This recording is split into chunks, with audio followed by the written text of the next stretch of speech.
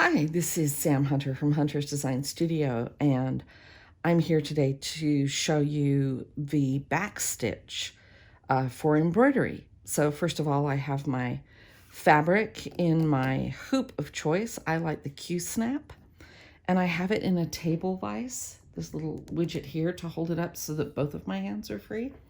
And I have a little bit of stitch, wash away stitch stabilizer. It's a wash away product that you can run through the printer, and I just added a few lines to it so that I have something to work with. I have 3 strands of embroidery floss. You can obviously do this with any number, 1 through 6. Double it up if you want to. And I have a knot on the end. I prefer to knot my embroidery thread. I'm also one of these people that doesn't care a whole lot about my backs. Backs only matter if you're doing tea towels and handkerchiefs. If it goes in a hoop and it never shows, I don't seem to think that it needs to be worried about. So with a backstitch, usually you start going in the direction away from your handedness. I'm right-handed, so I will be stitching pretty much this way. So come up, I'm going to come up on this line here, okay? And then we make a stitch going backwards.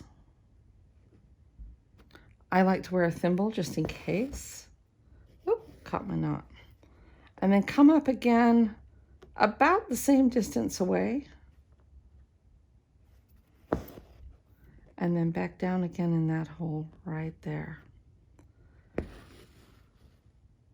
Okay. I like to use backstitch for outlining things. One of the things that you can do with it is you can have relatively large stitches on the straight lines, but if you're coming around a curve, you can just shorten that stitch up to something tiny or like this to make the curve look better. Again, I'm not terribly concerned about keeping a consistent stitch length. I'm more concerned about just getting what I need in the visual department in terms of not having my curves be kind of notchy. So how would you tie this stitch off? Well, on the back, I'll get all the way over there. I'm gonna undo this for you. You can see that we've made, oh, my knot's a little messy. There's quite a bit of thread here that overlaps. So one of the things you can do is wind around and around it, or wind in and out of it to cast off your thread. Sort of like that, and then like that. Okay, again, if this is only going to go in a hoop, a couple of loops is fine. You don't need to make a big deal about it. If it's going to go anywhere where it gets a lot of wear, washing, or tension, you're going to want to do some extra finagling on these, where you would go through like this. See, and I'm creating a loop here. And then, okay.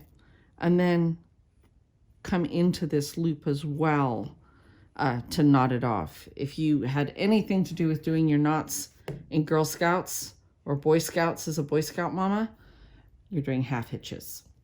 All right. If you have any questions, feel free to get a hold of me through the contact page, the Get in Touch page on huntersdesignstudio.com, or leave questions here under the video, and we'll do our best to answer them for you. Thanks.